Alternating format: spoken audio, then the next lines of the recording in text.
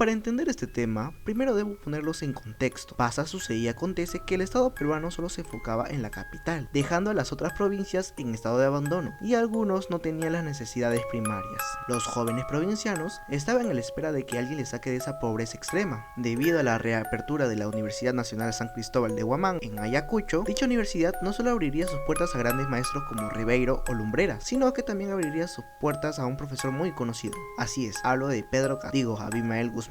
Este señor tenía ideales comunistas. Hasta aquí todo es chévere, cada quien tiene sus ideales, pero Abimael estaba enseñando a futuros profesores, entonces los adoctrinó, y esos futuros profesores adoctrinaron a otros jóvenes. Y recuerden que el Estado peruano tenía abandonado Ayacucho, así que fue fácil adoctrinar a todos. Justamente se da una reforma agraria que le gustaba a los campesinos, por ende no iban a estar a favor de Abimael. Por ende, Abimael solo tuvo el apoyo de su grupo, y poco a poco seguían adoctrinando hasta que empieza el terror del país. En 1980 se da el primer indicio de terrorismo, al quemar la urna en donde se hacían las elecciones en Ayacucho, y de ahí no pararían generando terror en los campesinos. Si no compartías mi pensamiento, no mereces estar vivo. El 28 de julio, por primera vez, detonan una torre de luz en Ayacucho, Lima y Cusco, causando un apagón, justamente en el discurso del presidente Belaúnde, originándose así las primeras migraciones provincianas a Lima. Belaúnde no hacía casi nada en ese momento, solo envió a los policías, pero Sendero empezó con los famosos coche bomba. Los campesinos empezaron a defenderse, los militares llegaron a las zonas afectadas, pero el hecho de que cualquiera podría ser un terrorista generó desapariciones y muertes a inocentes. Ya nadie estaba a salvo, porque hasta un niño podría ser silenciado,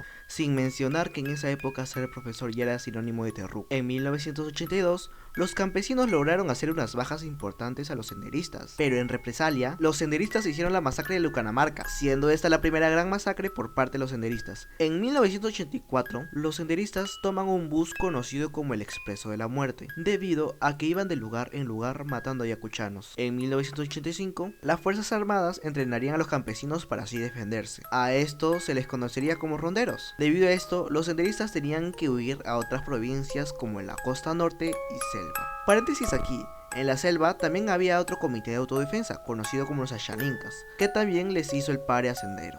En 1989, Abimael malinterpretó el movimiento de Sendero, ya que pensó que su equipo se había movido porque ya habían liberado esas provincias. Pero como sabemos, eso no fue así, ya que ese repliegue fue porque los comités de autodefensa empezaron a defenderse. Después de tanto terror, aún falta un poco, pero llegamos a 1991, en donde entra a la presidencia Alberto Fujimori, más conocido como el Chino. Debido a las fuerzas armadas y comités de autodefensa, Sendero se fue debilitando. Sin embargo, hubo un grupo paramilitar que se encargaba del total exterminio de senderistas, siendo protagonista de la masacre de Barrios Altos y La Cantut, en donde fueron asesinadas personas inocentes. Y todo esto nos lleva a un 12 de septiembre de 1992, en donde por fin se logra capturar al cabecilla de todo esto. Semana después, Abimael haría un acuerdo en donde acelerarían el encarcelamiento de todos los líderes. Y por último, en 1999 se captura al último líder, logrando así el fin del Partido Comunista del Perú, Sendero Luminoso. Y ya justamente unos años atrás, unos cuantos añitos atrás, Abimael dio su último suspiro de vida. Pero el video no puede acabar así sin mencionar a un personaje que me hizo hablar de este tema. Ella es un símbolo de la resistencia. Tristemente, también fue silenciada. Hablo de María Elena Moyano, que con sus tremendos ovarios les hizo frente a Sendero Luminoso.